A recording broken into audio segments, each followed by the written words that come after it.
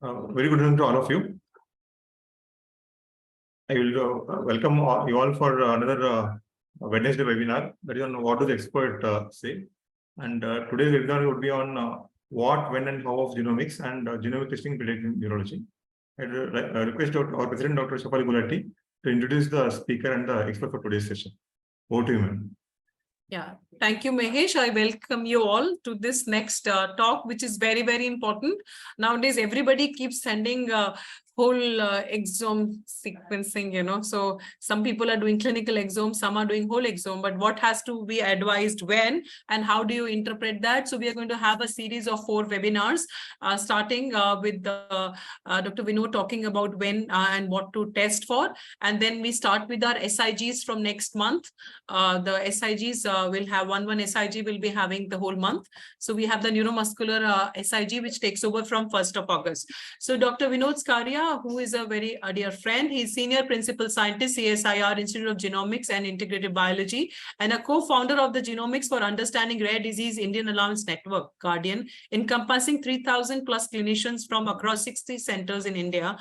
He is one of the few physician scientists, and he has over 200 publications and written 2 books, and editorial board member of PLOS ONE, Translational Genomics, Journal of Orthopedics, PRJ, and International Journal of Rheumatic Diseases. He has got plenty of awards, including CSIR Young Scientist Award for Biological Sciences in 2012, Kavli Frontiers of Science Fellow of US National Academy of Sciences, and elective fellow of the Royal Society of Biology and Royal Society of Public Health. We welcome you, Dr. Vinod. Thank you so much. And we also welcome our experts, Dr. Maya Thomas. She's a dear friend who is professor and head of pediatric neurology at Department of Neurological Sciences, CMC Vellore, and she's a hardcore CMC Vellore person, like I am hardcore AIIMS New Delhi person, starting from MBBS onwards till here, and she joined faculty in 2000, in the same year as which I joined, and she's a wonderful human being and professional par excellence. Can I have Dr. Biju's intro also? Dr. Biju should be also joining soon, who is also a dear friend and consultant in pediatric neurology and neurodisability and movement disorder service at Great Ormond Street, but currently looking after establishing pediatric neurology services in the UAE. And he is a PhD and FRCPCH, and he is interested in neuroprotection, excitotoxicity, acquired dystonias, and neurorehabilitation. Currently, he's head of pediatric neurosciences, Mubadala Health UAE, and he's chair of the Education Committee, International Child Neurology Association. And he's a co-program director of International Child Neurology Teaching Network.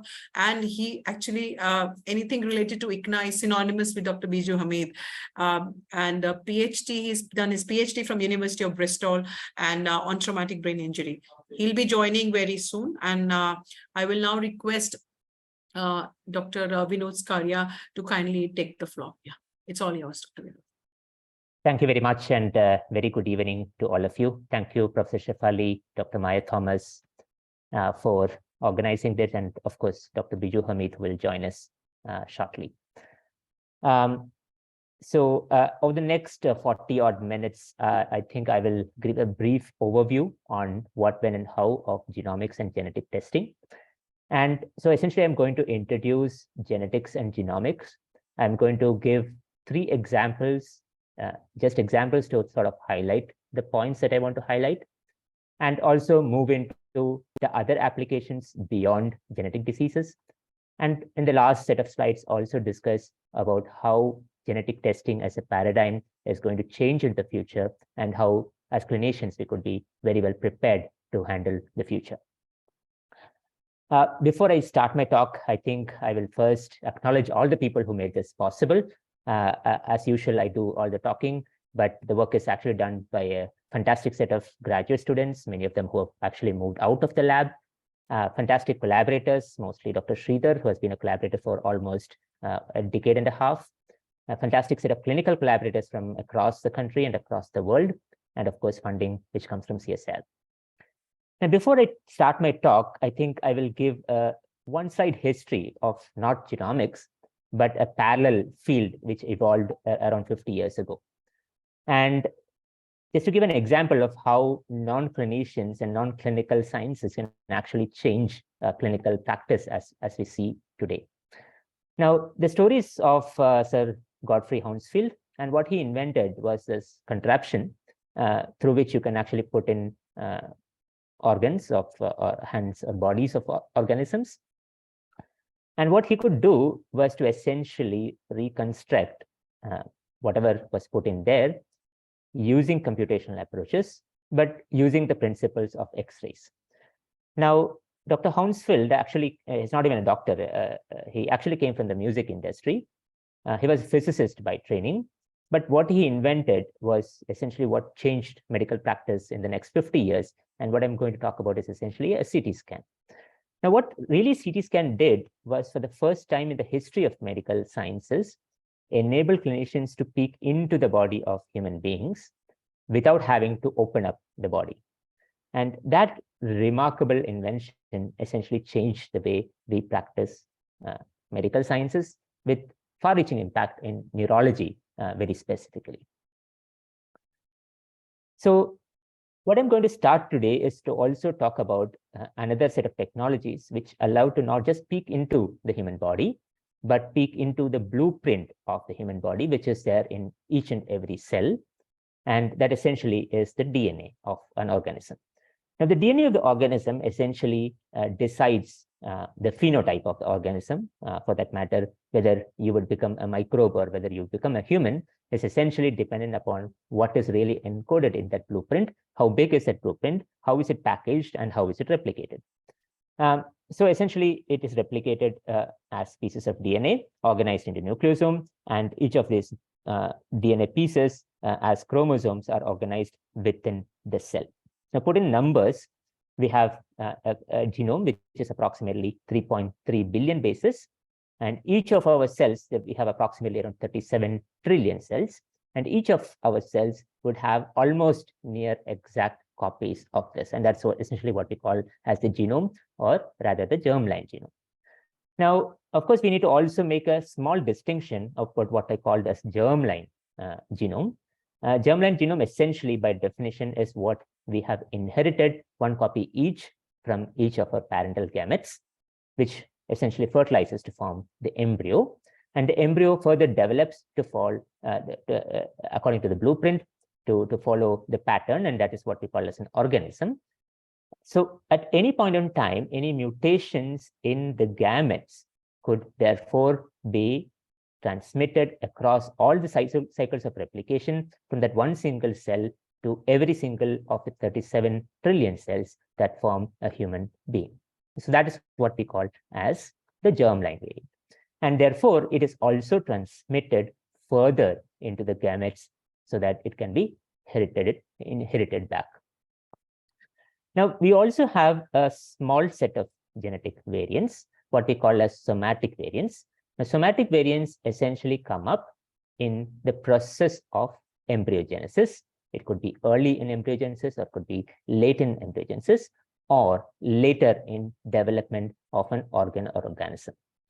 So depending upon the time point at which this particular genetic variant occurred, you could have some or many of the cells which could therefore have a copy of their genome, which is different from what was inherited from the gametes.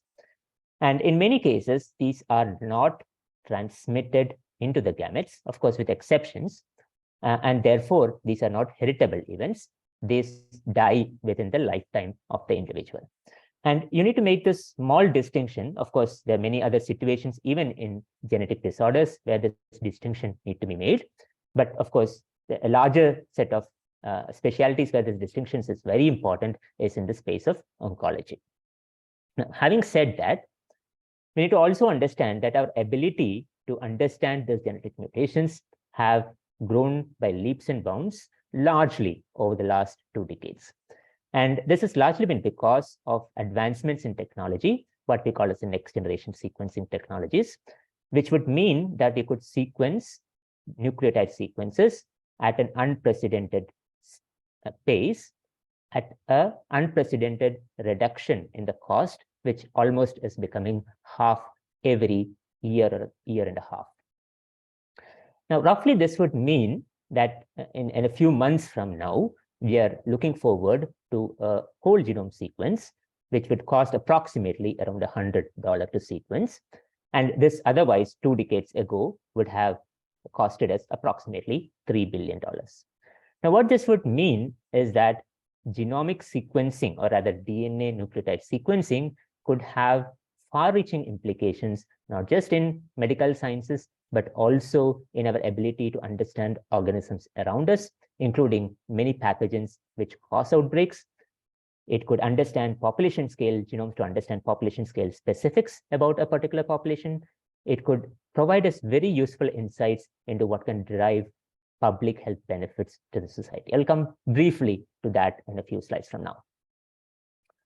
Now, as clinicians, what we need to keep in mind is that when patients come across in the clinic, we need to make this distinction about what is genetic and what is environment.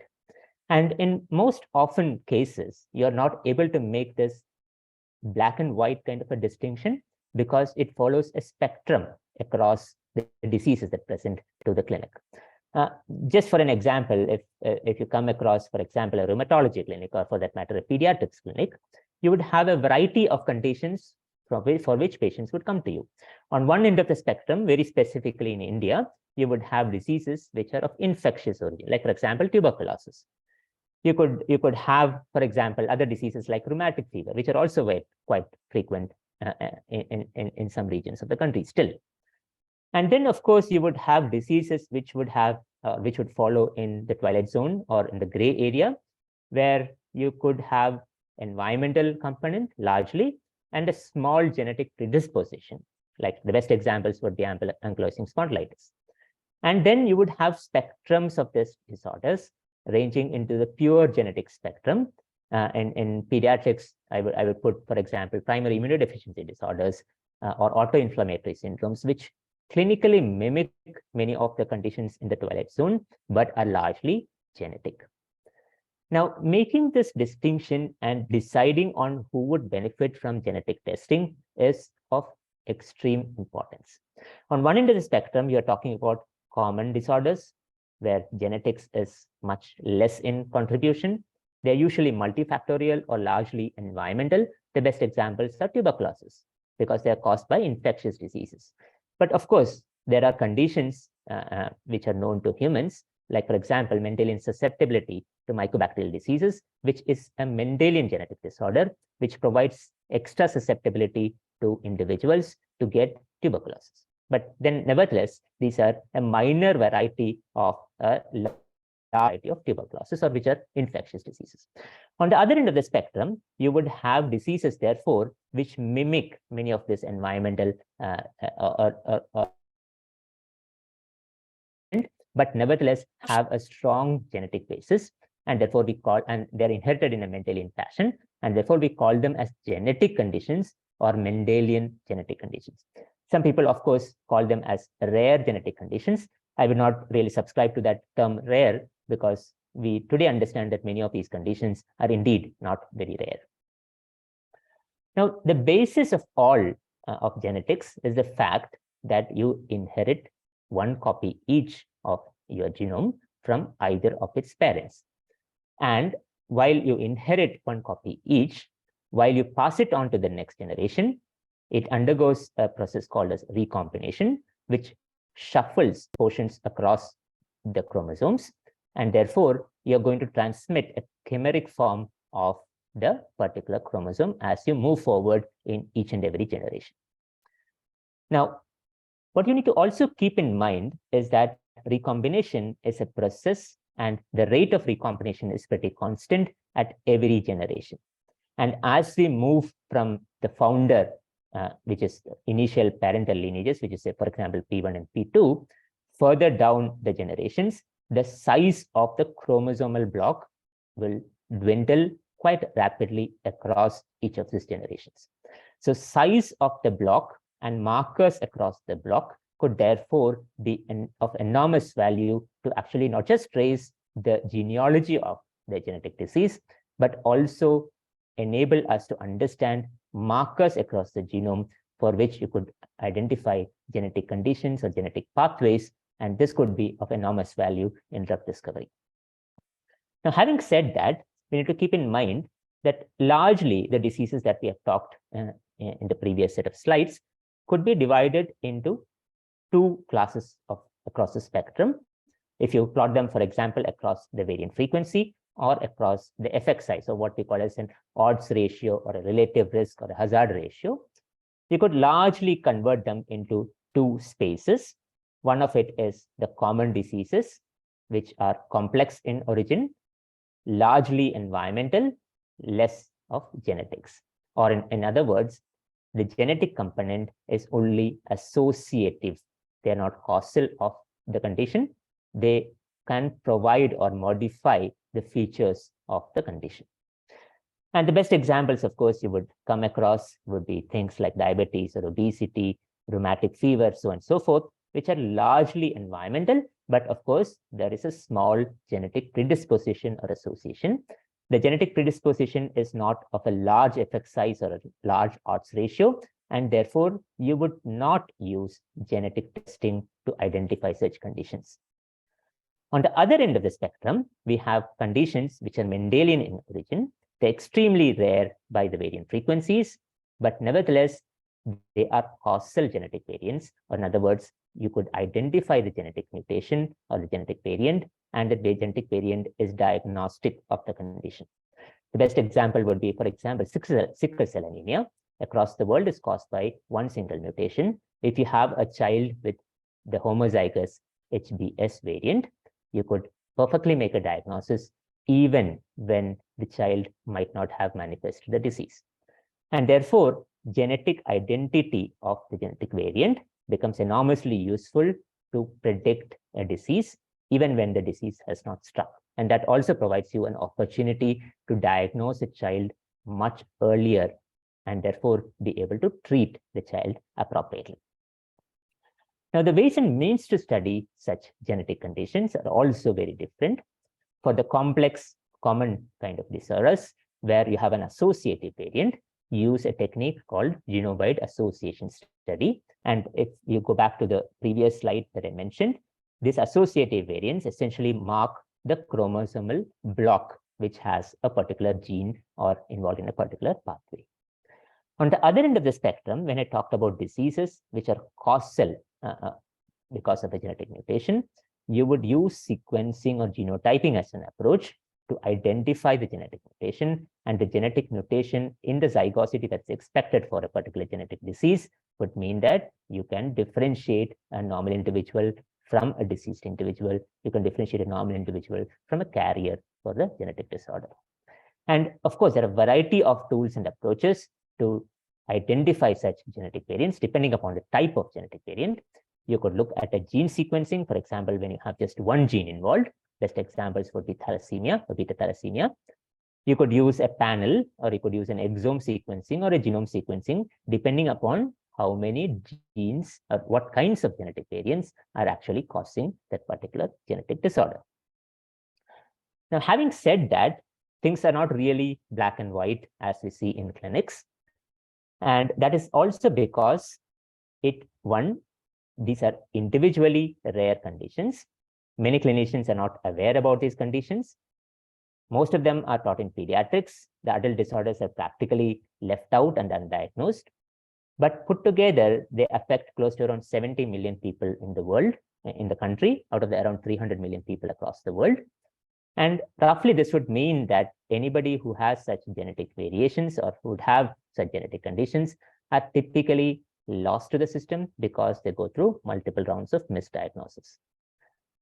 Now, they go through multiple rounds of misdiagnosis also because it is not very easy to differentiate them in a clinical setting. I'll just give an example of intellectual disability because you can pretty much relate to it. Now, if you really ask, is intellectual disability genetic? The answer is probably no, but there are subsets of intellectual disability which are genetic. Now, the genetic portion of intellectual disability could be because of chromosomal abnormalities. Around 15% of them could be because of chromosomal abnormalities. Some of them could be copy number variations, means you have multiple copies of the same chromosomal fragment. So point mutations or indels. or it could be because of other chromosomal rearrangement.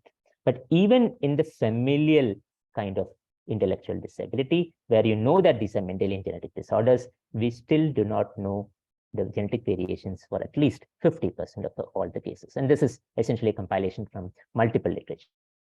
Now, this could also be very variable inheritance. It could be autosomal dominant, it could be autosomal recessive, or it could also be X-linked. Now, this really creates a problem in clinics because as a clinician, you will need to decide on how to work up such cases. Now, having some idea of the genetic spectrum of a particular genetic disorder will allow us to sort of decide on what is the genetic test that we need to administer would have what kind of positivity when you administer them. Now, of course, there are different kinds of genetic tests, which comes at very different resolutions. In the pre-genomic era, I would say 20 years ago, the kinds of genetic tests which are widely used were based on, for example, karyotyping. But much recently, they became chromosomal microarrays. And much more recently, they became panels, whole exomes. And in the future, they will end up being whole genomes. Now, each of these kind of genetic tests, this is only a subset of genetic tests, but each of these kinds of genetic tests come with a very different kind of resolution. And therefore, it is very important to also keep in mind what are the kinds of genetic tests, what are the kind of genetic events that occur in a particular genetic condition, and therefore, what all combinations of genetic tests should be administered to actually get the best results out. Now, depending upon the resolution of this genetic test that is available, you could find very different kind of things, and therefore you could identify very different kinds of subsets of, for example, a spectrum of disorders called intellectual disability. Now, as clinicians, it's very important to also decide to test appropriately. You should not test less, you should not test more. And that's also because the spectrum of phenotypes and the spectrum of genetic variants are also very distinctly different across. Now, you would, when you suspect, for example, chromosomal abnormalities, which means that you're typically thinking about structural genetic variations, which are more than a few million bases, because that's what is visible on a karyotype or on a chromosomal microarray.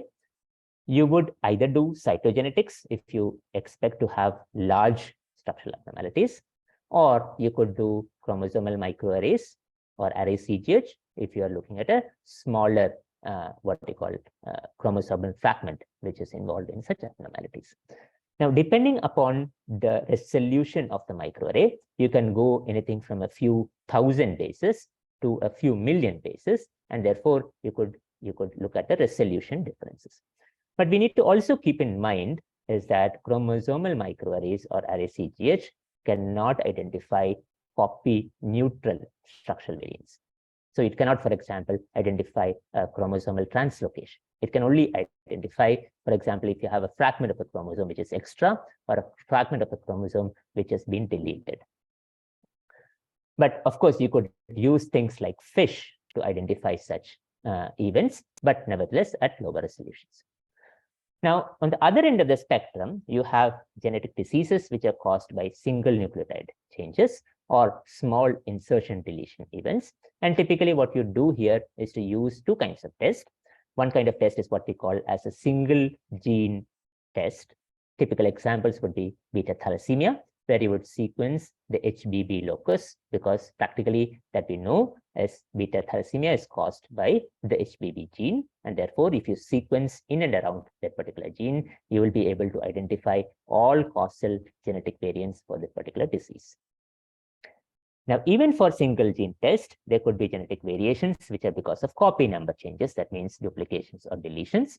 And you may not be able to run a sequencing test for that particular gene, or it might not be accurate. And therefore, if you suspect a deletion of a particular gene or a duplication of a particular gene, you would use a specific test called an MLPA. And therefore, identity of the spectrum of genetic variations for a particular disorder is of extreme importance. Now, in many cases, the disorders are actually not caused by a single gene. They're actually caused by multiple genes, but individually would segregate and therefore cause the disease. typical examples would be, for example, cardiac channelopathies, or for that matter, autism spectrum disorders, where there's a genetic component. Some of them are heritable or inborn errors of metabolism, where you would not want to sequence gene after gene after gene, because that is going to be costly, that's going to be time consuming, and in this situations, you would use something what we call as a targeted panel. Now, a targeted panel by definition can encompass anything more than one gene to a few hundred genes, or it could encompass the entire Mendelian disorder genes, which are in OMIM, what is called a Mendeliome, which is called a clinical exome, or it could encompass every single gene, what we call as a whole exome. And of course, much more recently, there is this new test that is coming up. It's not a new test. It's a much more comprehensive test, which we call as whole genome sequencing. I'll come to that. And in summary, whole genome sequencing would encompass every kind of genetic mutation. It could look at a single gene test. It could look at a multiple gene test. It could look at chromosomal abnormalities. It could look at copy number changes. And therefore, in the future, we think that there's this one single test, when it becomes cheaper, would replace every other test that we use today. Now, I'll give you just 3 examples to sort of highlight one point each, right? And the first point is what to test and what not to test. Now, this is one such family who was referred to us from the DY Patil Hospital in Pune. And this came from a dermatologist. And the dermatologist, when the patients came into his clinic, was already 8 years and 12 years of age. And as you see here, they came to the dermatologist because they had this very peculiar appearance on their skin. And of course, pediatricians or even clinicians would recognize that this is a condition called lamellar ichthyosis. And the parents were apparently normal. The skin was perfectly fine. Now, in the last 12 years of their diagnostic dilemma, of course, to also have 2 children with the same genetic disorder, they also brought a bunch of files with them. And one such file had this particular very interesting karyotyping done with, of course, the pedigree drawn and marked. And the pedigree essentially suggests that these 2 individuals would have a chromosomal duplication, heterozygous of 22q12. This was shared by both the children. And after that, the parents were also tested. And one of the parents, the father, had this particular genetic event. Now, this is one example of why we should not probably do the kind of genetic test that we are currently doing. Because typically what happens is when you do a karyotyping and you have a shared karyotype between 2 children, you tend to get misinformed about the genetic etiology of such conditions. Now, if there is a clinician who understands what lamellar ichthyosis is, would also recognize that lamellar ichthyosis is not caused by a chromosomal duplication. Second, a chromosomal duplication of 22q12 would typically result in abnormal clinical facies, what we call, and abnormal other presentations, which we call as dysmorphism. And that dysmorphism is clearly not present in these children. So in this particular case, the family has actually spent enormous amount of money to do 3 karyotyping, but this karyotyping is useless because it neither proves the point about the genetic diagnosis, nor can it be used to understand the causal genetic variant and therefore enable the patients. Now, Dr. Ayush Gupta, being a fantastic dermatologist who have trained with us for many years and a good collaborator for many years, quickly realized that this is lamellar ichthyosis. Lamellar ichthyosis is typically caused by around 9 genes. And one of these genes, which is very common in the Indian population, is TGM1. So he quickly went back and sequenced TGM1. And what we found was essentially a pathogenic genetic mutation in TGM1, confirming the diagnosis of lamellar ichthyosis, which would provide the children an opportunity to be treated with all-translitanoic acid. And as you see here, a few months later, the children the skin has cleared up. And if they were fully clothed, nobody would even realize that they have a genetic condition. Otherwise, these children are extremely intelligent. Both of them are toppers in their classes. And for the family, as usual, they would always want to have an end to this genetic disorder. They opted for prenatal genetic counseling and prenatal testing. and they had a normal child born. So in summary, the right test could actually be very cost effective, provided you have an insight into the disease, can enable the right treatment to the right patient, and also can have perfectly or enable perfectly normal children in those families. So having now said that, we need to also look at sequencing-based tests. As I said, there are a variety of sequencing-based tests that are being offered today. One is, of course, a single gene test, and you typically administer them for genetic disorders which are typically caused by a single gene. And this is typically very cost-effective and could afford a molecular diagnosis in a large number of individuals. But limitation being that these are applicable for only disorders which are caused by a single gene. Now, of course, you would have heard about multi-gene panels, and multi-gene panels could range from a few genes or a few exons. Typically is useful for disorders which are caused by a few genes, and therefore could afford still a cost-effective diagnosis compared to a larger panel or a whole exome sequencing. And of course, you would have what we call as whole exome sequencing, which would mean that it covers all the exons of human genes, approximately around 22,000 odd genes. And depending upon the exome, you could also cover in some regions the splice variants or some part of the introns and promoters also in some of these cases. And there's a subset of these, which we call as clinical exome, which doesn't have all the 22,000 genes, which typically has around 3,000 odd genes, which are in the online Mendelian inheritance in man database, which typically collects Mendelian genetic disorders in humans. And on the other largest extreme is what we call as whole genome sequencing, where we could sequence every single base of the individual. And this is typically being used for undiagnosed cases where we have exhausted all the other methods of diagnosis, where we have exhausted, for example, whole exome sequencing and still we don't have a diagnosis, or we are looking at additional types of genetic variations which are typically not covered in the other sequencing tests. Now, in 2015, we put together a program working closely with clinicians. And the idea of this program was not just to do genetic testing, but to also educate clinicians on what to test, how to test, and more importantly, can we identify the genetic spectrum of many of the disorders which are prevalent in the country.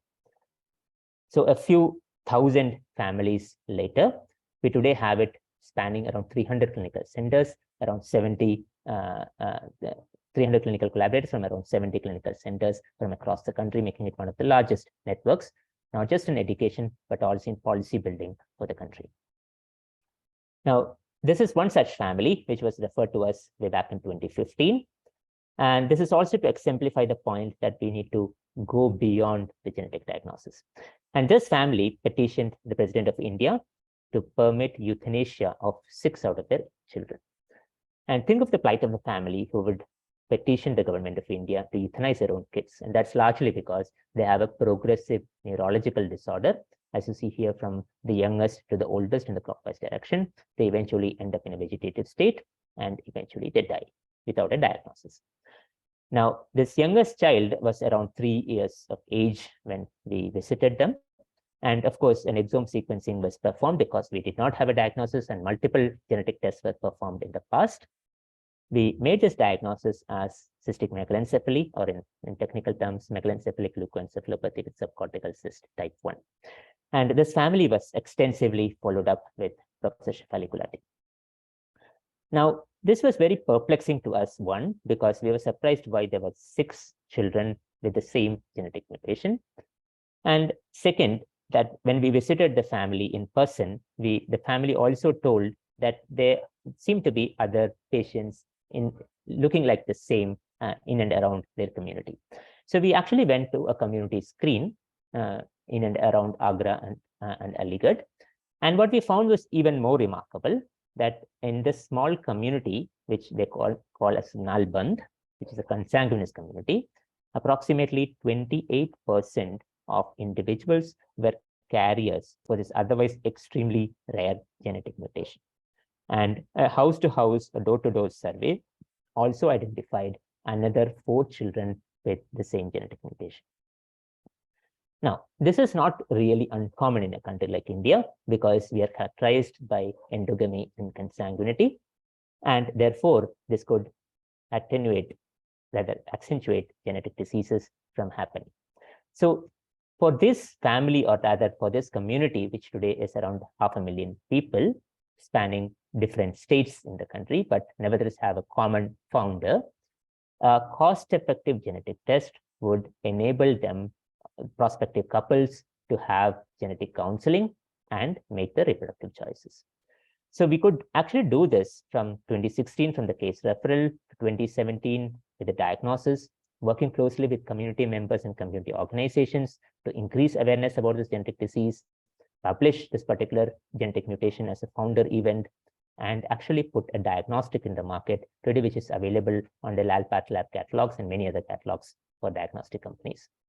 And the 2 founder mutations for this particular genetic disorder, both of them were identified from India. The first one was the Wanted-NAP mutation, which was identified from the All India Institute of Medical Sciences. Professor Shafali Gulati would know that very closely. And the second one also from India, also from the All India Institute of Medical Sciences. The first one was in the Bansal Agarwal community, and the second one is in the Nalband community. So in India, you can use genomic testing if used appropriately. And actually, if you can go back to the community and the society, you can enable the extended community and society to benefit from the identity of the genetic mutation by enabling a very cost-effective, affordable genetic diagnosis. Now, having said that, not all cases turn out positive, and that despite our best efforts. And this is another such family, which also was referred to us from the All India Institute of Medical Sciences, with a provisional diagnosis of mitochondrial genetic disorder with elevated lactate and pyruvate, and an MRI suggestive of a mitochondrial genetic disorder. But of course, the single child of the parents. Now, we did an exome for the first thing for mitochondrial genetic disorders. We typically do a mitochondrial DNA sequencing. A mitochondria is a small genome, around 16,000 base pairs.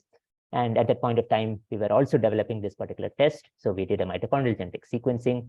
The entire sequence did not reveal anything.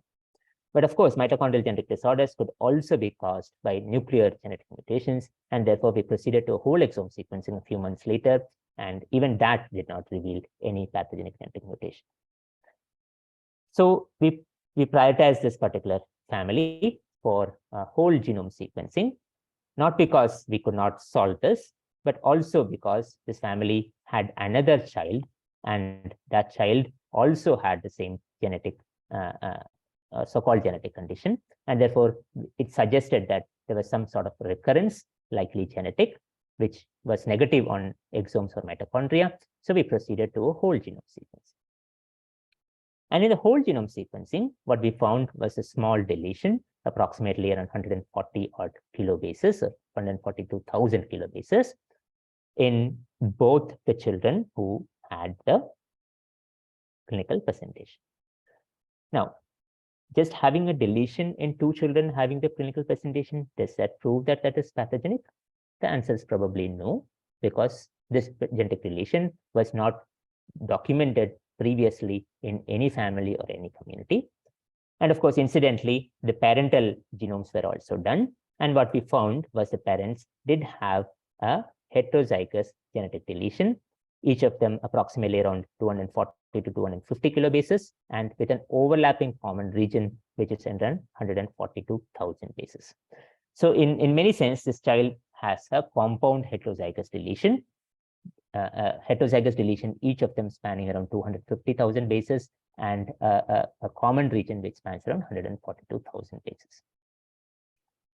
Now, the family is always perplexed, and can we really do anything to prevent such genetic disorder?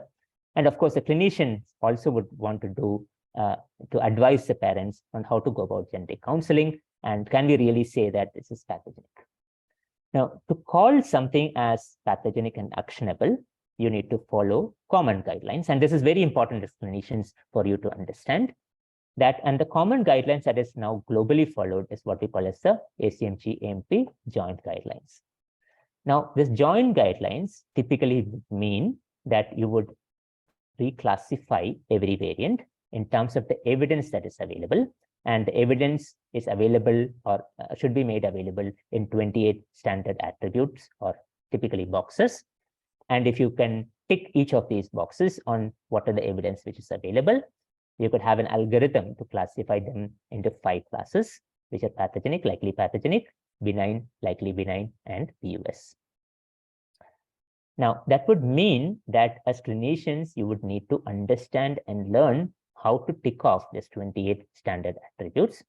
And out of these 28 standard attributes, 17 attributes are readily available from databases and resources, and 11 attributes typically come from reading and analyzing literature or additional family members in the extended community.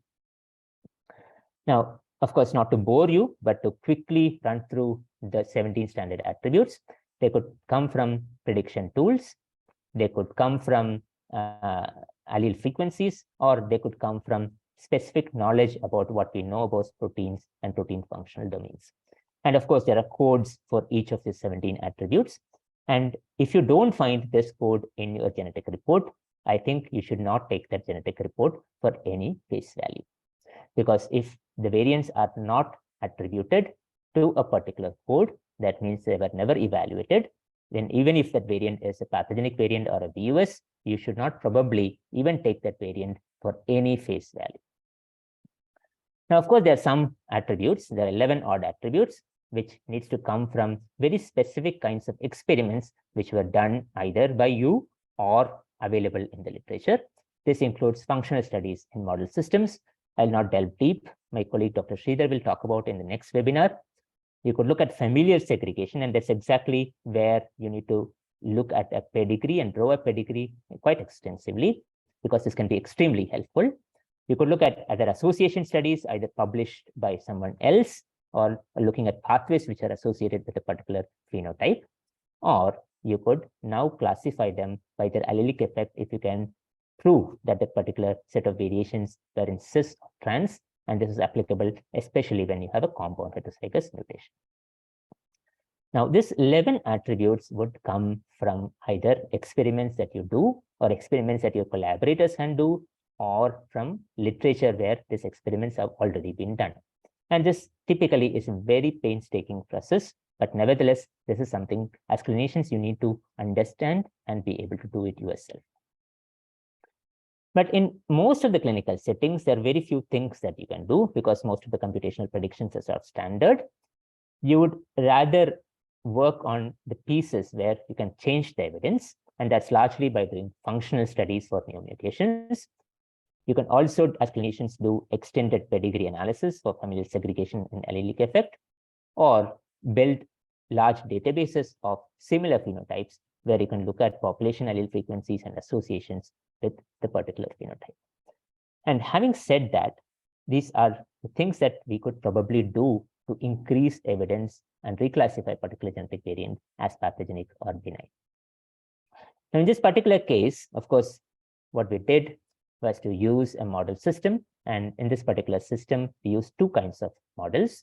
One was the cells that we could culture from the patient. The patient, of course, was deceased, but we could culture the cells from the patient. We did a mitochondrial assay. You could add specific chemicals at specific intervals to look at the oxidative chain in the mitochondria, essentially shutting on, shutting off specific parts of the oxidative chain to prove that this indeed is a mitochondrial genetic disorder. The other thing that you could do is to sort of create the same genetic event in a model system which is close to human. And in this particular case, what we used was a model system called zebrafish, which has pretty much every single gene which causes disease as a copy in the genome. And using genomic editing tools, what we could show is that the zebrafish also has a similar gene.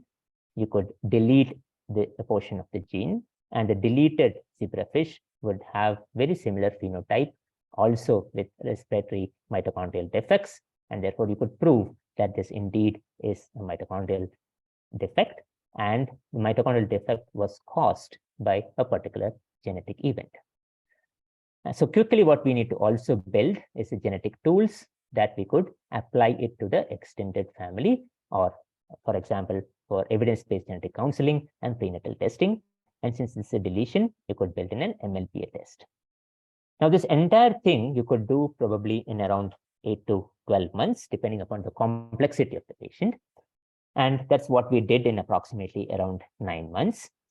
And by the time we could go back to the clinician and say that we have enough evidence using functional analysis to prove that this indeed is a mitochondrial genetic disorder, and the mitochondrial genetic disorder is caused by a particular genetic mutation, and an equivalent phenocopy in zebrafish could be produced with the same genetic deletion.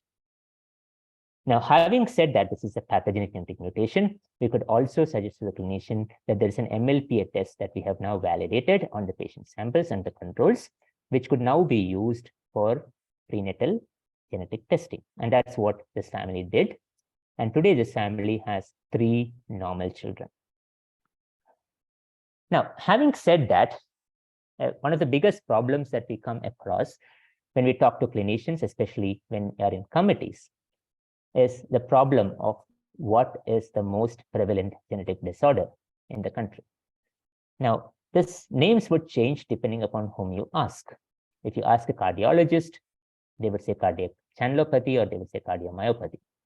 If you ask a neurologist who is interested in neuromuscular disorder, might say Duchenne muscular dystrophy or SMA. If you ask a developmental pediatrician, would say intellectual disability or autism spectrum disorder. So depending upon whom you ask, your spectrum of genetic diseases which are prevalent varies quite rapidly. Now, can we have a common ground or a middle ground on what is really prevalent? And can we really ask this question in an unbiased way? And typically in the past, this was not possible because practically all prevalence estimates would come from clinics, and the prevalence estimates therefore would be absolutely biased because there was somebody who was interested in a particular genetic disorder, and therefore he or she would tend to see such genetic disorders much more often than anybody else. So we came up with this very interesting hypothesis that if you can go back to the population and look at the genomes of individuals in a very systematic way and reclassify the variants according to the guidelines, can we look at carriers in the population? And given the carrier frequency in the population, we could identify diseases which are extremely prevalent in the population. And having this knowledge, we could actually go back to clinicians and teach them how to diagnose and how to treat such genetic conditions, with the idea that we would prioritize for conditions which are treatable or which are manageable. Now, that's very easy to have said, because I'm sure even as clinicians who are in this audience would not like to be taught that there are genetic diseases that you cannot diagnose, and therefore you should start diagnosing much more often. And it's also a big problem in a country like India, because unlike the rest of the world or large populations across the world, we are not a large homogeneous population. In many ways, we encompass around 4,000 odd communities, each of them having a consanguineous or endogamous marriage practice. We have multiple religions and scripts, and of course, therefore, we are a potpourri of the civilization. Now, roughly, this would mean that we have around within the country that we call India, but nevertheless encompassing a sixth of the global population. Now, this would also mean that this peculiar marriage practice of consanguinity and endogamy, which is very peculiar and very consistent across Indian communities, you would have genetic disorders which are very peculiar, very concentrated into many of these communities, and as I suggested in the example previously. And that therefore also provides a very unique opportunity to build very cost-effective genetic tests, because each of them would have founder events, and the founder mutation could explain a significant large majority of the disease in that particular population. And therefore, it is an enormous advantage to actually do genetics or genomics in India. And especially as clinicians, I think this is the best time to start doing genetics and genomics, because apart from the large population, we are stratified into small endogamous groups, and therefore we have a higher than normal prevalence of such diseases in some groups. Much more importantly, we have largely been undisplaced in the last 300 to 400 years. That's approximately, each generation is approximately 20 years. That is around 25 to 30 odd generations. And that would mean that we can trace pedigrees of 3, 4, some cases, even up to 54 generations at ease. And everything in genetics and genomics starts with an extended pedigree. So we ventured in 2019 to start one of the pilot expeditions to sequence population scale genomes, around 1,000 odd genomes of cosmopolitan populations from major towns and cities across the country. And the idea was that can we understand very frequent genetic diseases from apparently normal individuals who would be a carrier for a genetic condition. And I'll give you a couple of examples, and this example is from the Government Medical College in Calicut. We did find a very high prevalence of primary immunodeficiency disorders from population scale genomes. We went back to the medical college, that's my alma mater. We quite extensively got involved into educating and teaching clinicians and residents. We started a program to prospectively screen for primary immunodeficiency conditions. With support from the state government and of course from SCRB, we could start a genetic clinic and specialized genetic testing offered in the center, which is very important for many of these prevalent genetic events. And today we have, in 4.5 odd years, one of the largest cohorts for primary immunodeficiency disorder from just one single center in North Kerala. And a significant large number of individuals could access either IVIG for a subset of disorders, could access hematopoietic stem cell transplants, all supported by the state.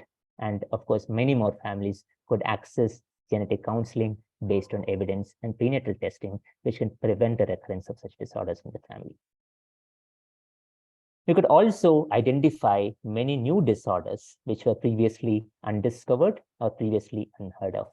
And this is one such neurological disorder, adult onset myoclonic epilepsy.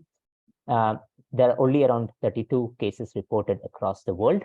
The gene was identified in 2019, and today we have close to 400 odd patients molecularly characterized from one single community in southern India. And this is a treatable genetic condition with a very cost-effective treatment option available. And of course, by looking at population scale genomes, you can look at diseases which are very, very prevalent in the population. And some of these genetic variants are extremely frequent compared to global population. For example, Wilson's disease or phenylketonuria or biotinase deficiency and so on and so forth. And of course, you can plot them by the priority and actually go back and build very cost-effective tests so that patients could benefit from it. And more importantly, a subset of them are treatable, and therefore you could build in programs for such disorders. And this is one such program built by my colleague, Dr. Binu Kumar, who focuses on Wilson's disease, which is a very prevalent, underdiagnosed genetic condition, but an early diagnosis can actually enable appropriate treatment for these children, very cost-effective treatment, and therefore they can save from intellectual disability and in the future, liver failure.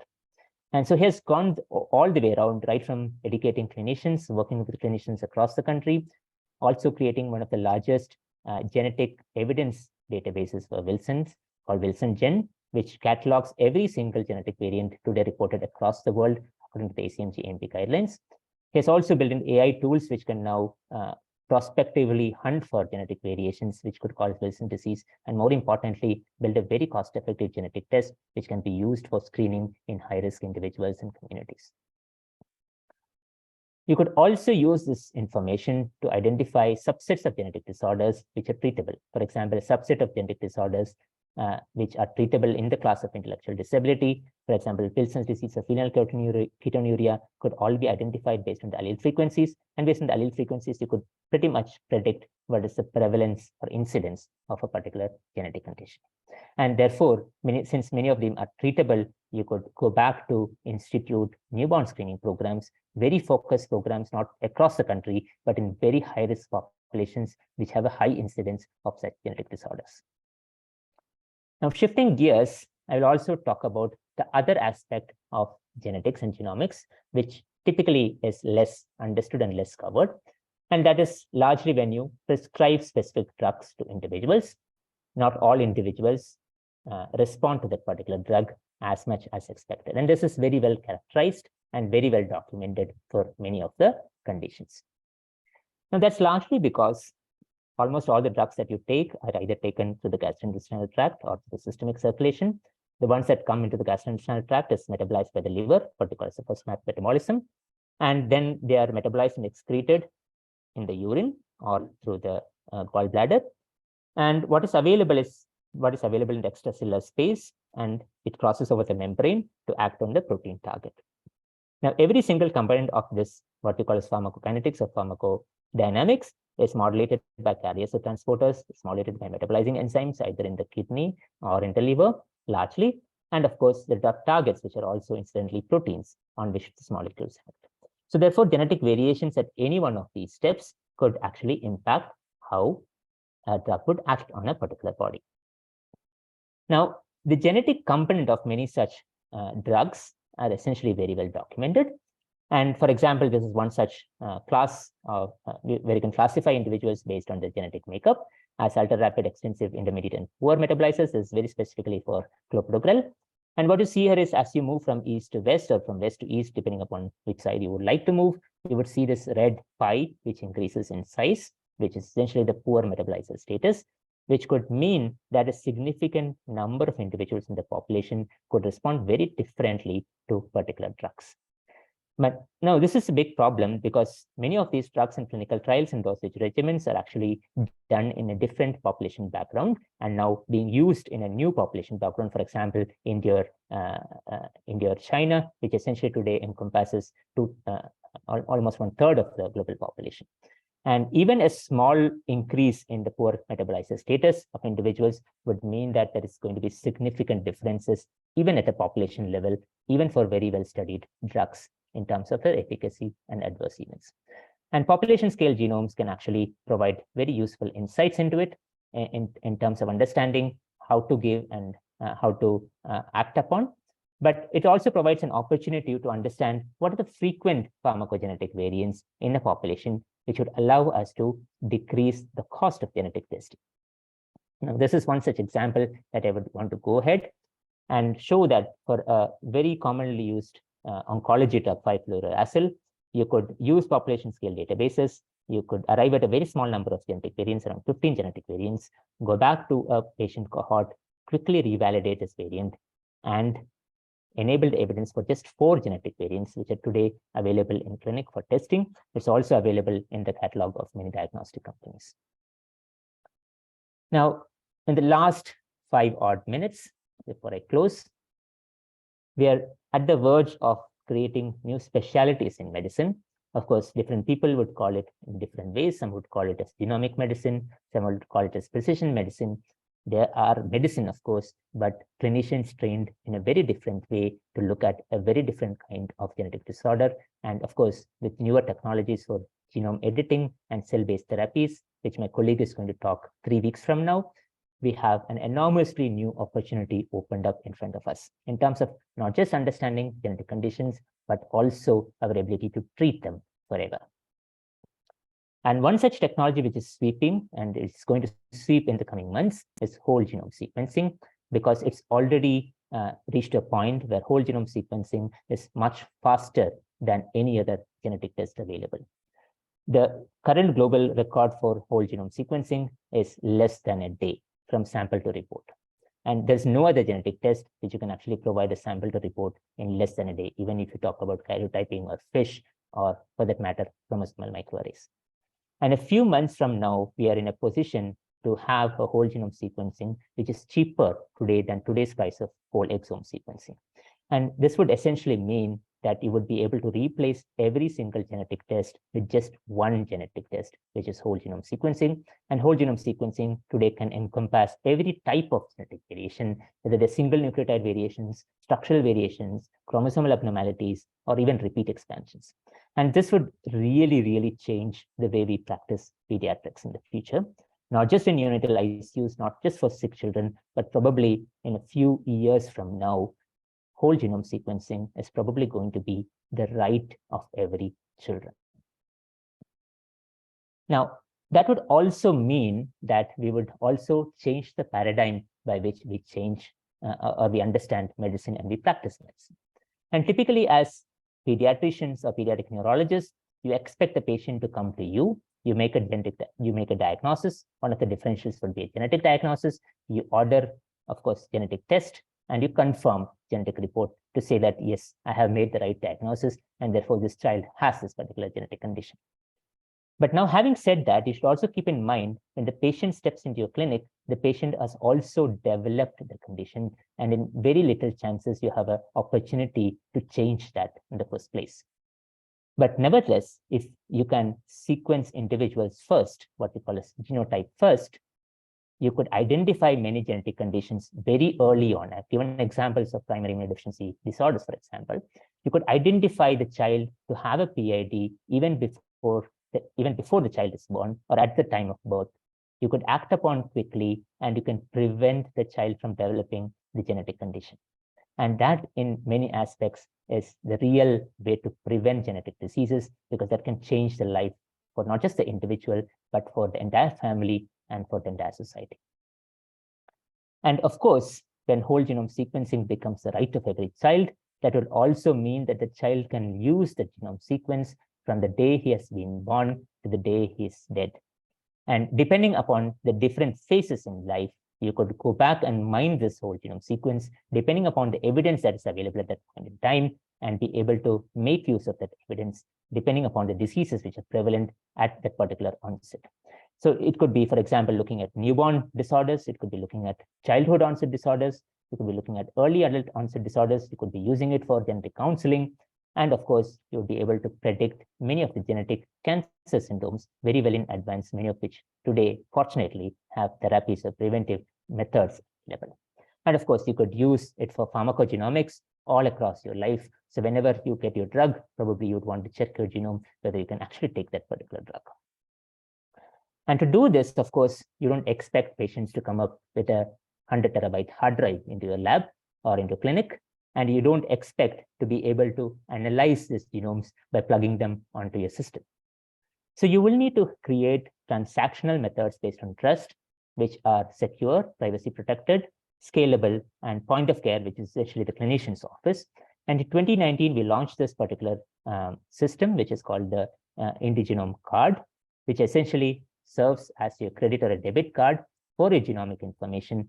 It doesn't provide you the genomic information, but only provides you the evidence at a point in time that is clinician enabled. That means the clinician can request for a piece of evidence and can automatically retrieve that piece of evidence at a clinical turnaround time. And I think this is going to be the game changer in the future, where patients should be able to do their genomes and be able to carry this information evidence updated at a regular point in time and be used by clinicians. So in summary, before I close, we work with clinicians quite extensively across the country. We work with population scale genome programs to understand prevalence of genetic disorders. We work with clinicians who see undiagnosed genetic conditions and use genomic tools to find a solution or molecular basis to the diseases. We extensively engage clinicians in education and training, and of course, enable them with accurate diagnostic tools, which are affordable and accessible, and more importantly, actionable. And by doing this, we also improve value to the healthcare industry, including many diagnostic and healthcare institutions across the country. And of course, we feed in back through the drug discovery programs in trying to create cures for many of these conditions. I think I'll stop there and take questions. But before that, I think the most important component of all of this is to get educated yourself as clinicians, because we are in probably the most exciting times in the history of genomics, in the history of medicine. And I think as clinicians, it is time that we update ourselves. So we have been very well engaged into educational programs over the last 3 to 4 years, quite extensively, using digital tools. And whether you are a school student or whether you're a clinician or whether you are a lay person, you would find the right course on our site. Thank you very much.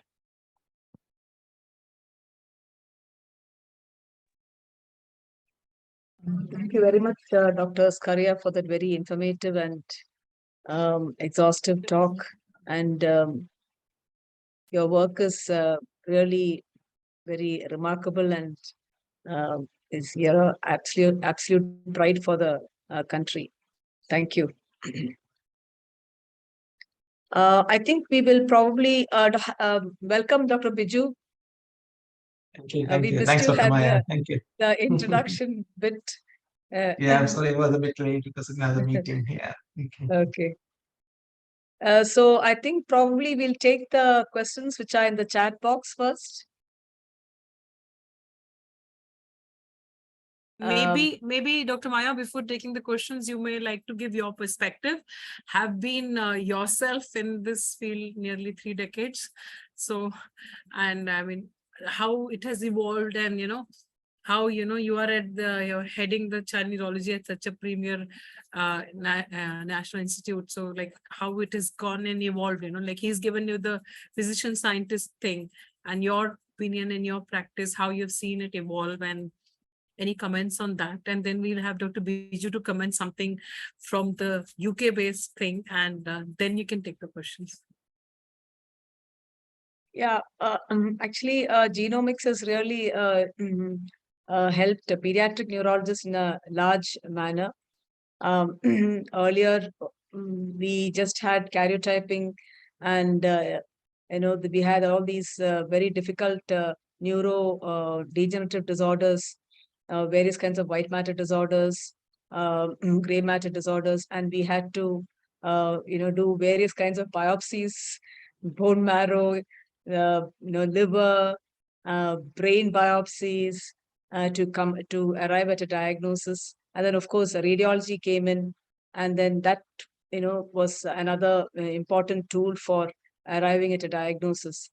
And in the last say a decade or so, things have really changed a lot, and genetic testing has really helped us to arrive at a diagnosis in a reasonably good short time. And a lot of these disorders, especially the various small molecule disorders, have such an easily available and not so expensive treatment. So that has really helped in a big way. Definitely, we need to probably go into newborn screening and prevention of a lot of these treatable disorders, which go on to develop intellectual disabilities if left alone. So that's the other step that I think which we need to take. Thank you, Dr. Maya, Dr. Biju. And meanwhile, I'll just open to the house that I can see that we have friends from Malaysia, from Bangladesh, and from, Nepal and Sri Lanka. Any one of you would like to share anything, then can you raise your hand, and then Manasi will have you in as the panelist. So yeah, thank you, Dr. Biju, please. Thanks, Dr. Shefali, and thanks, Dr. Vinod. It was amazing as ever, very lucidly explained the entire spectrum, and it's amazing to see how, as Dr. Maya said, genetics testing has evolved, and it certainly has made the diagnostic odyssey, as she said, faster and easier for loads of children, and given a closure for families, which is amazingly important. But when you see a genotype first paradigm versus a phenotype first approach and other things, there are still challenges faced by the practicing pediatric neurologist. And I can certainly speak from my experience, because obviously we deal with movement disorders, of which 80% of it is cerebral palsy, and alongside we also see children with neurodevelopmental disorders, intellectual disability. So even if I were to take a simple example of a child with spastic diplegia, whom you suspect cerebral palsy, or in your mind you wonder whether this could be a HSP, what then for practicing neurologists see is, you look at the genetic explanations for HSP, and there's already like 80 plus 81 or 82 genes already there, and then you then go ahead and then you suspect like, this doesn't look like cerebral palsy, and then you then go for a genetic testing, and then it still opens up a whole lot of challenges for us, because as we see a heterogeneity in the phenotype, we are also seeing a heterogeneity in the genotype. And there's a huge amount of overlap of these conditions with, like, for example, even HSP, there's an overlap with inherited ataxias, for example, and other inherited neuropathies. And then, as you showed in that example of that 9-year-old with the myoclonus and the elevated pyruvate and lactate, you see concurrent genetic diagnosis, and then you wonder like how to explain this. You see a genetic diagnosis which may very well explain the finding, but then you also see some duplication of some chromosome, like you said that the 22q you mentioned, like, or like 15q or whatever, and then you are at a difficulty to explain whether this is like a double hit. It becomes even more complicated all the time. So yes, it is important that like these whole exome, clinical exome, whole genome, etc., has overcome these problems of like testing for individual gene panels. But then once you identify these mutations, it becomes even more difficult to try and explain it to the families, which is a major problem that we face. And I think when I had a look at the chat, it is the same thing that is raised in some of the questions as well. So how do we take into account the enormous amount of data being generated by these whole genome sequencing, and with the inherent variability of these results, how can you try and interpret and prioritize these variants? And my understanding is that, correct me if I'm wrong, like even like in your slide, it mentioned even in well worked out cases, the whole genome sequencing is approximately 50%. So in terms of the diagnostic yield, it's not hugely different from our normal standard of care testings that we currently do, isn't it?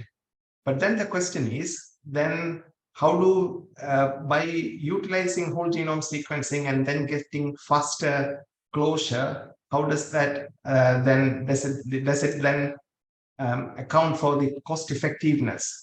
Just by increasing the efficiency of investigations, can you then compensate that for the increased cost? And that question we keep asking all the time. In one of your slides, you did show intellectual disability, didn't you? Methylmalonic aciduria, phenylketonuria, etc. But those metabolic conditions could very well be diagnosed by standard of care testing, which is already available, isn't it? For example, biotinidase deficiency, methylmalonic acidemia, which are all treatable causes for intellectual disability, as you showed in your slide. So in my mind, the question of whole genome sequencing or clinical exome sequencing as a first line of testing still is challenging, particularly like from intellectual disabilities, cerebral palsy, HSPs, etc. And I'm sure, Dr. Maya, you would agree, like, we face this problem day in, day out. When you see that phenotypic variability, that genotypic variability, and then trying to explain all these variants to the families. And then in our setting, the ethical concerns also raises problems. Like, you see this sensitive information which is just being revealed, and what would be the implication for the wider family, which is again a problem. And then particularly in CP, I can say that, increasingly over the last few years, we have resorted to whole genome sequencing, perhaps even by force of habit. Even when everything looks like CP, still there is this inherent tendency to then go for genetic testing if for whatever reason there is some suspicion, and then you come across multiple gene problems. And we know that, like, at least in the CP or even in autism, it is not a one gene problem. It is a complex genetic architecture, isn't it? And it just can't be explained by all these problems. So perhaps each small gene might be causing a small effect, and there might not be like one particular gene to pinpoint to. So in conclusion, there are still challenges to the practicing pediatric neurologist with this using genetic testing as first line. So what we really need is a clear understanding, as you rightly mentioned in the end, of the genotypic and phenotypic variability, and then have some sort of a system on when you would go for a particular testing. Would it still be okay to go for a panel, or would you do a clinical exome, or forget everything and go straight for the whole genome sequencing? So that dilemma happens on a daily basis in clinic. So that's a problem. Yeah, so you rightly summarized the point, but the point that I was trying to make was that genomics is largely applicable in two situations. One, when you have a clinician who is going to see a patient and you are going to explain the clinical phenotype based on a genetic test, right? Now that comes with a lot of ifs and buts, because like the two cases that I sort of showed, where you can indeed have segregation of a particular genetic mutation just by chance, and therefore we're actually following the wrong tree. What I was trying to allude to was, of course, clinical testing and diagnosis of patients is important because that allows the family to be counseled, and more importantly, to have a closure to the family in terms of diagnosis. But a much more important problem is to be able to prevent treatable genetic disorders from not being diagnosed. So in other words, what I'm trying to say is that the treatable subsets of genetic disorders should be diagnosed and treated before they become a patient. And that indeed is the greatest opportunity of doing genomics.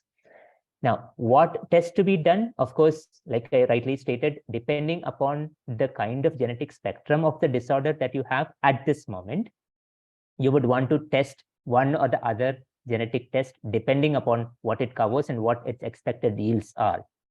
But now, having said that, in the future, when we think whole genome sequencing would be probably $10, right? It probably in our own lifetimes, not too far away, we might actually want to do whole genome sequencing as just one single test, right? That's why I said that is in the future, but not so distant future, right? When you have an affordable, accessible whole genome sequencing, you would not want to waste time to do 10 different kinds of tests, but actually do it for everybody so that you can diagnose the treatable genetic conditions. Now, what really is the missing piece in these two are largely two things. One, we do not have systematic resources which collect evidence in the systematic format. So we tried doing this for Wilson's disease.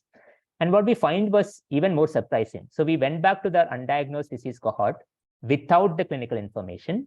We asked this question, can we now diagnose Wilson's disease? And what we found was even more remarkable, that patients would have been sent to us saying dystonia. Patients should have sent to us saying cirrhosis, right? And today we can actually make a diagnosis of Wilson's disease by doing the other way around, not going by the phenotype and filtering for variants, which was not fruitful. But now having the evidence which are pathogenic and searching back in the genomes, we could identify far more number of patients with a particular condition. And this is especially true for disorders which has a wide spectrum of phenotypes. Now, things like autism, right? We also need to make this distinction on why are we testing those children?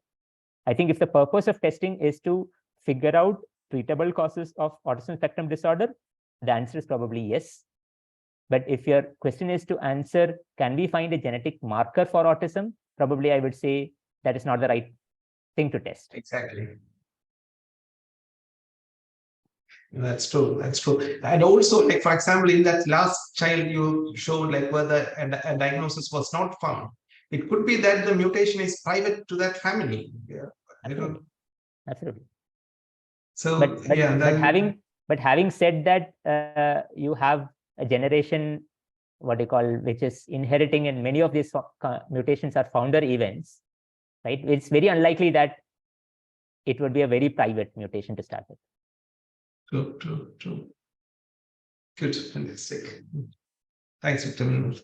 And I think, Dr. Maya, we can take the questions, isn't it? Yeah, I think we could take the questions. Yeah. So see, often I just want to ask a quick question. See, often, at least now when we do the whole exome, sometimes we ask for reanalysis with additional clinical information. Would that be a problem with the whole genome?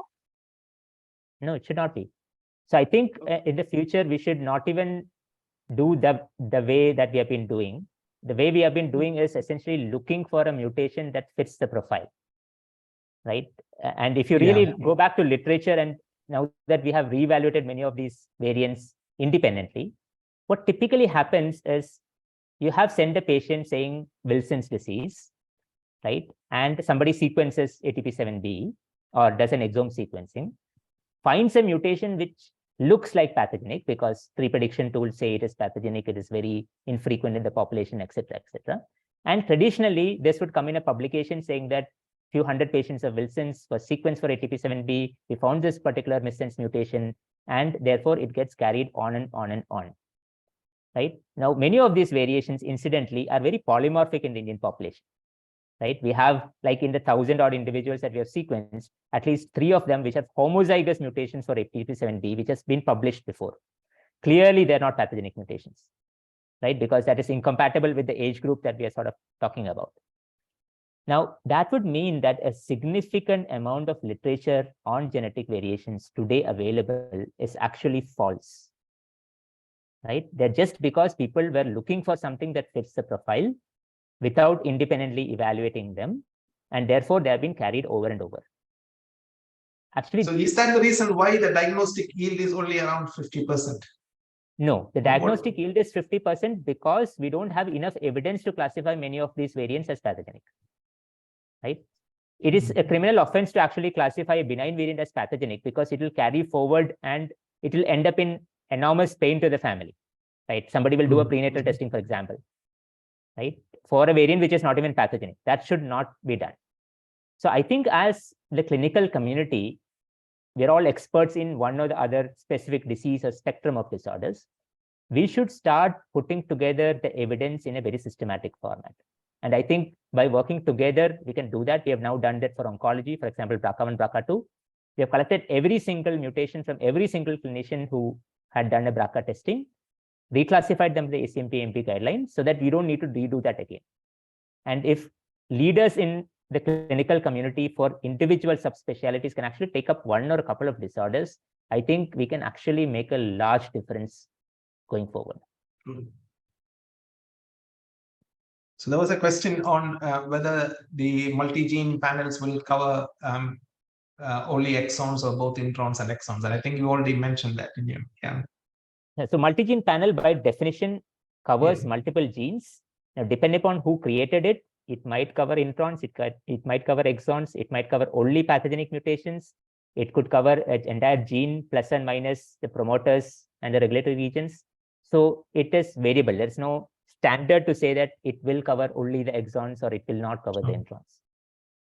And then Dr. Sridhar also asked whether for a suspected inborn error of metabolism, whether you would go for a panel or whole exome sequencing. So at this moment in time, if you have not done very specific biochemical analysis, I think the diagnostic yield would be much better with a whole exome sequencing than a panel. Sure. And Dr. Vikas asked about any. So, I mean, obviously, we have a huge issue with phenotype-genotype correlation. And what would be the go-to database for checking this if you are suspected? For epileptic encephalopathies, I think there is none. Right? For most disorders, there is none. Even internationally, the ClinGen group has been starting to do this. For example, now there's a guideline and a database for hearing loss, for example. There's a guideline and database for incidental findings, which includes many of the cancer syndromes. There is a guideline and database for cardiac channelopathies, for example. So I think as clinicians, we should get together, people who are interested in that particular field, say, for example, epileptic encephalopathies, should get together and say that these are the priority genes. Let us sit down and systematically reclassify every single variant and make it available for the rest of the community to use. It's a thankless job, but I think that's the only way. Dr. Vinod, we will also have a data of our epileptic encephalopathies, which you're currently analyzing. So. Right. Yeah, I mean, there are individual databases available. There is no one such big database, go-to database. That's a problem. Yeah. There was a question on what was the criteria for reclassification of variants of unknown significance. Yeah, very interesting question. So I think I have a short answer to that. We have a course which would teach you this in 16 weeks. So I rather take the course. And, no, tell the Dr. practical tip, right, Dr. Biju, 1 second. No, 16 weeks, no, please be, just have mercy on pediatric neurologists. Can't take a 16-week course on VUS, right? 16 So you weeks can is give one. us 16 messages. You give 16 messages. No, 16 weeks is only 32 hours. That means 2 hours per week. I think Okay. most pediatric neurologists can afford to have that. Yeah, that's okay. But you said 16 weeks was sounding like 16 weeks. And Dr. Akbar Mohammed asked about testing for germline and somatic mosaicism. So the answer is yeah. exome sequencing at adequate coverage. When I say adequate coverage, say more than 100x coverage, can identify somatic mosaicism if derived from the tissue or the germ layer which has that somatic mosaicism. So the somatic mosaicism is very typical in, for example, hematological conditions. It's very typical, for example, in some dermatological conditions where you have dermatome distributions of, say, for example, pigmentation or a particular phenotype. Then you suspect a somatic mosaicism, and therefore you take, for example, skin biopsy, which is a better tissue than, for example, taking blood. Because depending upon whether you have an ectodermal, mesenchymal origin, you might have different proportions of cells depending upon at what point of the development did that mutation event occur. So I think there is no straight answer to that. The answer is depending upon the clinical insight that you have and why you suspected that particular somatic mosaicism, you could select the particular tissue. For a large number of autoinflammatory conditions or immunodeficiency conditions, yes, you could observe somatic mosaicism, and blood is indeed the best tissue for that. Of course, bone marrow is indeed a better tissue, but of course, that needs an invasive procedure. There were also two questions. One, I think Dr. Sangeeta had also asked, and Dr. Akbar also had asked about, you did mention that with the whole genome sequencing, it would also include some repeat expansions. Could you elaborate more on it, Dr. Vinod? Yeah, so repeat expansions are a very specific set of disorders, typically manifesting as neuromuscular phenotypes. Typical examples would be spinocerebellar ataxia, or the familiar adult myoclonic epilepsy that I sort of shown about. Typically, they occur in autosomal dominant inheritance. And the way to test is typically use a repeat primed PCR. So essentially what you do is to have a PCR with a non-repeat primer and a repeat primer and run it on a gel electrophoresis or rather a capillary sequencer and count the number of peaks that occur, and that roughly corresponds to the number of repeats. Normal individuals would have repeats, but patients would have an abnormal expansion of the repeats. So the normal range is typically defined by population scale data. And then there is a margin of error. Beyond that is what is clinically manifestable. Now, the traditional way of repeat primed PCR for repeat expansion typically runs in very few labs because that depends upon the hands and the skills of the person, not routinely available elsewhere. But using whole genome sequencing and using, of course, specialized computational tools, you can count the number of repeats quite accurately. I'll not say as accurately as a repeat prime PCR, but enough accuracy to make a diagnosis based on the sequences available. And that, I think, is one of the advantages of using whole genome sequencing. Of course, it is not routine, but software is something that can be distributed for free. So that becomes an advantage. There was also one other person who had asked whether there's any good genomics course available where residents can have a good understanding of basic genomics. Yeah, so we do have online portal and a course, number of courses, both for specialist clinicians as well as for MBBS and residents. And Dr. Gauri has asked about how the third generation sequencing like nanopore compared to next generation sequencing, and she also asked about metagenomic sequencing at your institute. So Third generation sequencing is typically what we call as long read sequencing. There are largely two platforms which currently provide long read sequencing, but there are many more which will likely to come up in the future years. Now, the advantage with long read sequencing is that you can understand some things which are not possible using the short read sequencing. The best examples would be if you want to calculate the accurate number of repeats in repeat expansion, you could use a long read sequencing. It will exactly be able to count the number of repeats and therefore can be useful. The other kind of application for long read sequencing is when you have chromosomal translocations or breakpoints which you need to identify, where a single read can sort of identify you where the breakpoint and where the translocation did happen, and therefore much more accurate than the traditional short read sequencing. But of course, doing a whole genome on a long read sequencing is also quite expensive and also requires very specialized equipments as well as informatics to be able to do that.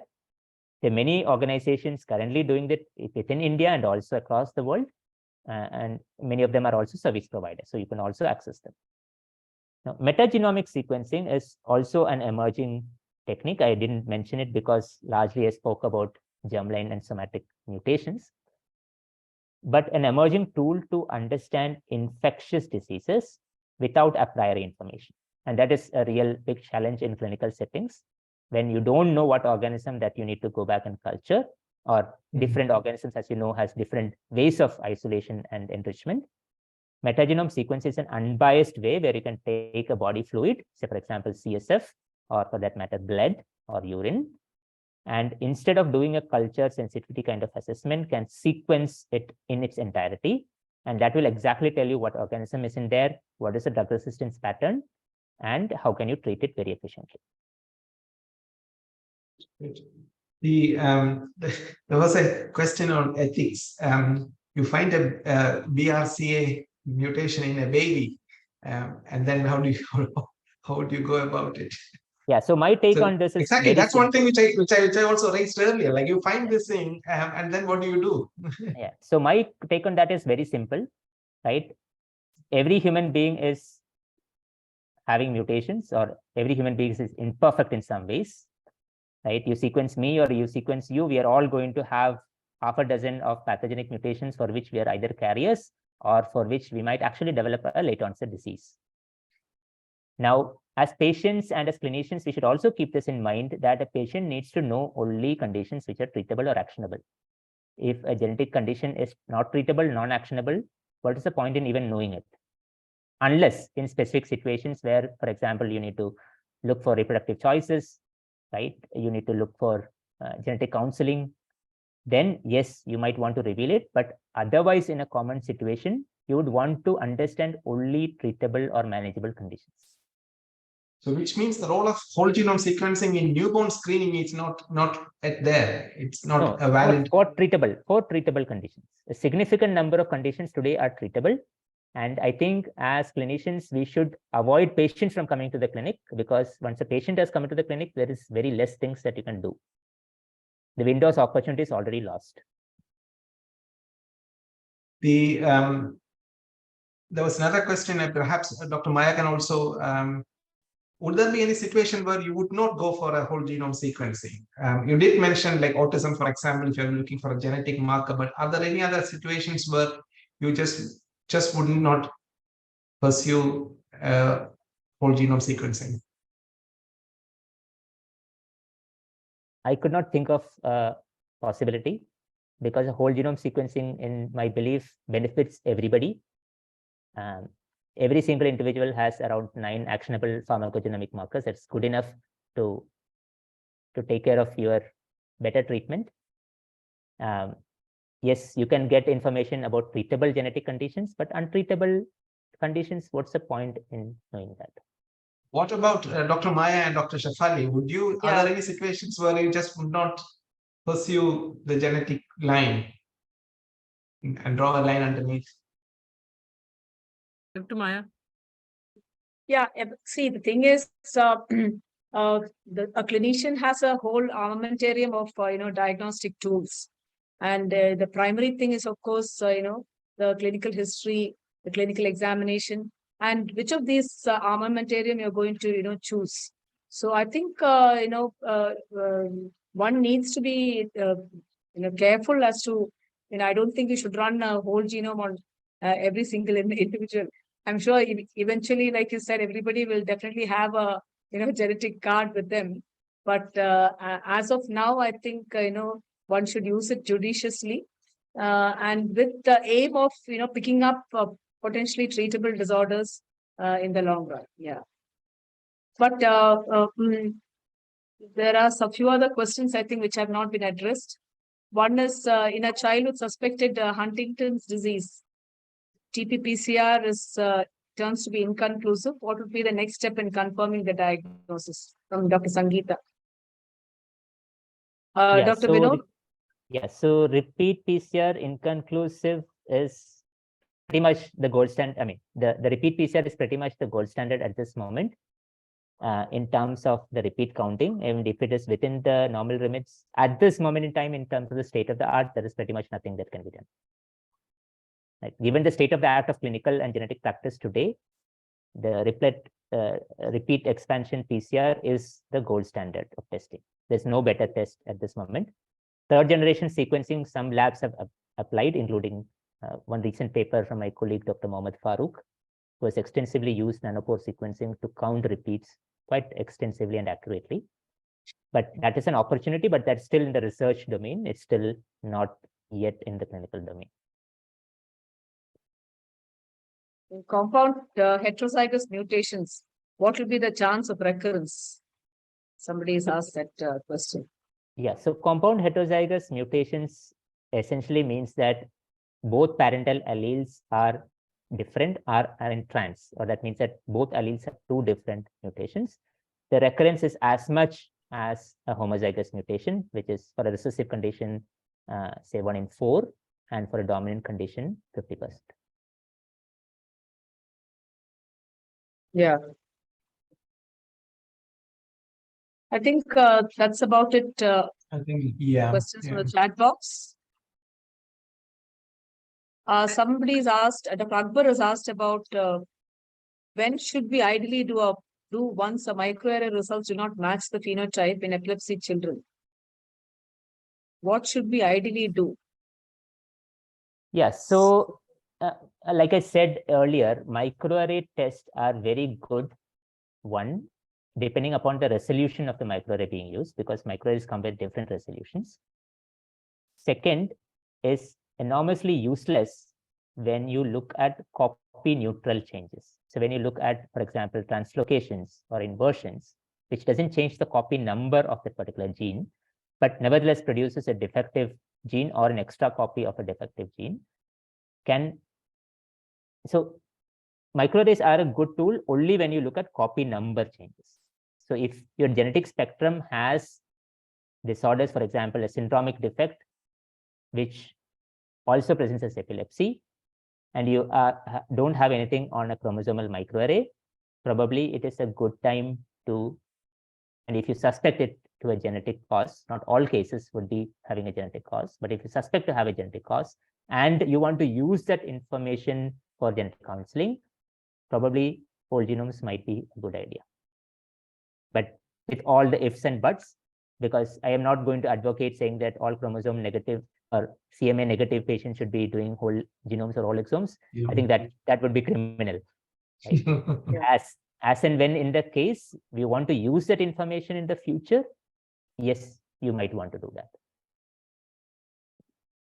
I think biochemical testing, enzymatic assays are still very relevant because it is very important in the follow-up of these children. So, they are definitely not going to go obsolete. Yeah.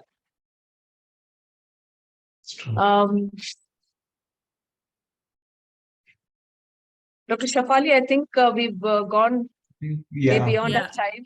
Yeah, we've gone beyond the time, but I think we, as usual, we have gone 12 minutes beyond, but I think it's an interesting topic, and we had many people joining and from many countries. And in the end, I would like you, Dr. Biju, to give rapid fire one message, and then obviously Vinod will do it, and then then we can wind up. And we have basically, as I mentioned in the beginning, we before we start the neuromuscle SIG webinars and the teachings from next month, we are having these sessions on genomics, because genomics has become so important. And as we had discussed in one of the webinars, in which Dr. Vinod was talking on the personal genomics, Dr. Biju was also there, and Dr. Anurag Agarwal were there, and we decided that we will develop a platform. So between the Center of Excellence and Advanced Research in Childhood Neurodevelopmental Disorders, what we have in Department of Pediatric Child Neurology, we are collaborating with Vinod, and he's having a group of genetics people, and then the platform is being readied, and we'll launch it very soon, in which anybody and everybody can put in their, the reports of the VUS and all, and the clinical data as well. And then, we'll be able to get some answers. So I think that would be very nice. And we may even link that to some registry, which we are developing. We are collaborating and then once that is also out, so it can be linked. So in that registry, we have been collaborating with Dr. Biju, and and even Sangeeta has been contributing. With Sangeeta, Dr. Biju and myself have been working for long on that, along with some other people of our group. So we can once that is launched, then we'll. Then we can have that, what Dr. Vinod said, that we should have some databases and all, so we can have, and obviously their reports would be there. So that is one thing. So Dr. Maya, your message, short rapid fire kind of thing, although I don't have any kit and I'm not putting a quiz and but I was thinking that next time, because we are having this series of 4, we may Mahesh, you are very busy looking downstairs, please let's have a quiz next time, and let's think next time for people based on today's session next time, right? Let's have a quiz right next time, and let's see how we will get them the prizes. So Dr. Maya. Yeah, thank you, Dr. Shefali, for initiating this webinars, and it was really useful to listen to Dr. Skaria's work, and to inform us the latest things in genomics with relevance to pediatric neurology. And like I always said, I think clinical history examination, looking at the social socioeconomic status of the family, I think it is we have to use these investigations very judiciously, at least as of now. But it is it's an important diagnostic tool, and it's really going to change the way we look at diseases and treatment aspects. Thank you. Before Dr. Biju speaks, Dr. Lakshman Shrestha from Nepal has raised his hand. I think Mansi, you can get him on board. He can speak after Dr. Biju has spoken. And Dr. Malini, would you like to speak something? You have such a vast experience from Malaysia. Dr. Malini, ma'am, would you like to speak?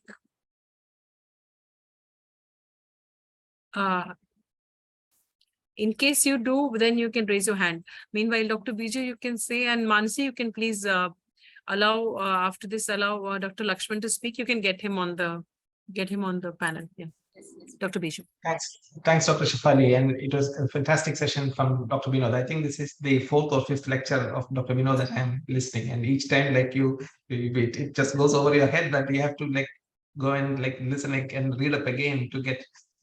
Make sense of everything. Amazing, fantastic. I would want to concur with what Dr. Maya has said.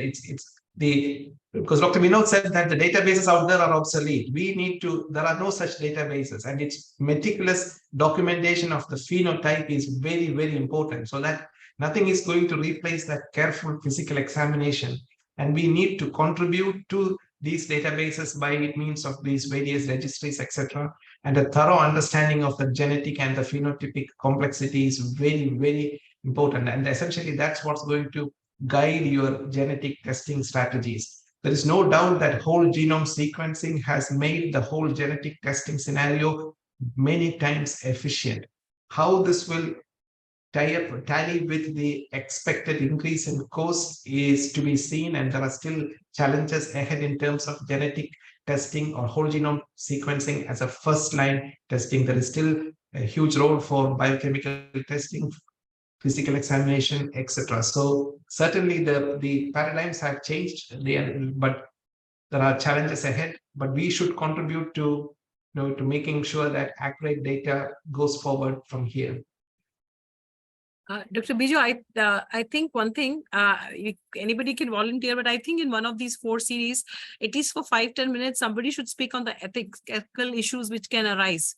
I mean, see, even in India, I have seen patients which reports which have paternity issues. So obviously in the West, it will be common. So maybe I would request you only in one of them as an expert, like just for even 10 minutes or something. Can you just talk about this issue in next to whichever way, because that I think is. These are practical issues which comes up all the time. Like the person who asked me the question, like if you find a breast cancer mutation in a baby, what are you going to tell the family? Those sort of questions, so simple, raise huge questions.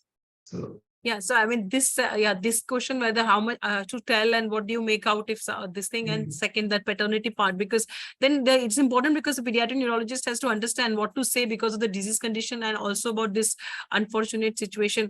There are many people they were there from Bangladesh. Anybody wants to volunteer, you can please raise your hand. Meanwhile, Dr. Lakshman. Dr. Lakshman? Yes, hello. Am I Yeah, audible? yeah. Yeah, you're audible, Okay. please. Okay, thank you, Dr. Vinod and the panelists for the excellent talk. I think I put my question in my question also. So when do you expect the whole genomic to replace the individual PKUs for newborn screening? Yeah, so good question. So I don't think it will completely replace other genetic tests at any point of time, just because when whole genomes become cheaper, the other tests also are going to be cheaper. So in a developing country like ours, probably never, but in developed countries, probably 5 years from now. So as of now, what's the cost for whole genomic in India?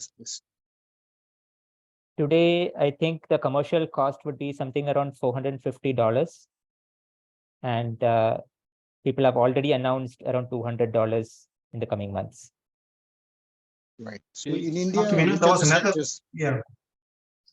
India, which centers now, do this test?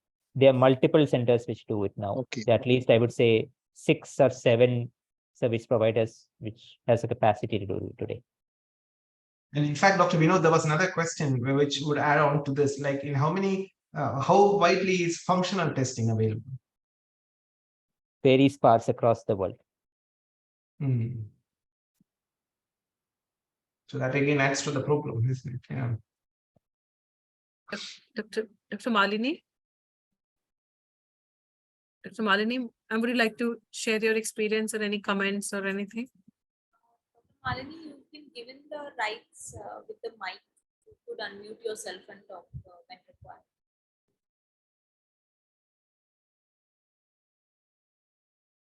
Okay, if ma'am is not able to do that, unmute, then I think it's Dr. Vinod, that was a very excellent talk. Before you say, I think Mahesh, innocent bystander, has to speak. Our secretary, the main, yeah. Yes.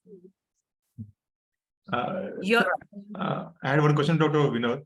Sir, what about this Indigen app? I didn't understand. How can you use this Indigen? Is it the same like Clinvar, or how is it, sir? No. So Indigen app is essentially going to provide clinicians an access window to the genomic evidence, not the genome sequence. Right. So typically think of it when you swipe your credit or debit card, what essentially a credit or debit card does is to authenticate that you are legitimate user for that information, transacts that information in sometimes cash or the balance information at the point where you require it, which typically is an ATM machine or a shop. For a card, the typical point of use would be a clinician's office. So a clinician will be able to ask or authenticate, access the evidence that is required at that point of time, and the system will be able to provide that evidence, and only that evidence, not the genome sequence, nor the variants. Thank you. Dr. Vinod, your final messages, and you are anyway amazing as usual, and thank you for everything. And you can also tell them about the next 3 talks which we have, and in the last one, and we launch the platform. Yeah, so the next talk is going to be on functional validation of variants. What are the systems that people can use, cell-based, model system-based, organism-based, organ-based model systems, with examples of very specific diseases and cohorts, and also to put across the point that clinicians need to build cohorts, and only cohorts can provide for functional validation.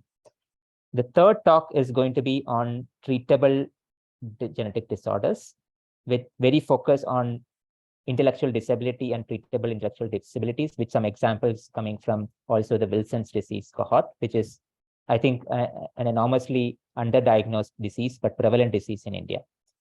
The last talk is going to talk about cell and gene-based therapies. What are the techniques of doing that? What are the places doing that? With examples, especially from Dr. Shiv Prakash lab, on how CRISPR-Cas and TALEN-based new genome editing tools can actually be used, at least in proof of principle today, for many of the genetic conditions. Thank you. Thank you so much, Dr. Vinod, and thank you everyone for having joined. And I think Mahesh, you can log off, and we can invite for the next session. Okay, yeah. Let to thank all the participants for attending today's webinar. Let to thank our speaker, Dr. Vinod, for a wonderful talk and clarifying many of our doubts how to use genomic testing in our clinical practice. I'd like to thank both our experts, Dr. Biju Amit and Dr. Maya Thomas ma'am, for their valuable contributions. I'd like to thank all the overseas delegates also, and request them to participate in future webinars also. So next week again at 8 p.m. we'll be meeting for the webinar on functional validation. And one request to keep all your Wednesdays free for the next rest of the year. You'll have different SIGs coming. Next month is neuromuscle disorders, right? But one last thing is, yes, history and examination still say the mainstay, and you will get those who are doing, they will get a lot of analysis of the cases. That is important. This genomics is of the is there definitely, but nothing is going to replace, and your 3-generation history of the families and all that. That's not, that's not, if you do a genome, it's not going to be without giving them the clinical history, right?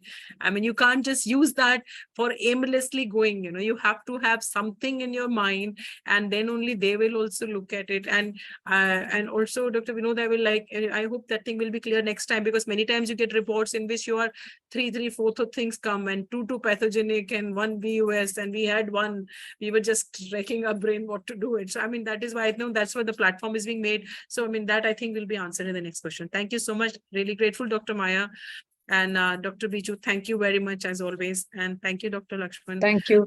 Thank you and good night. Thank you. Thank you. Bye-bye. Thank you. you. Bye. Bye. Bye. Bye. Bye. Good night. Okay, good night. Good night. Bye. Bye.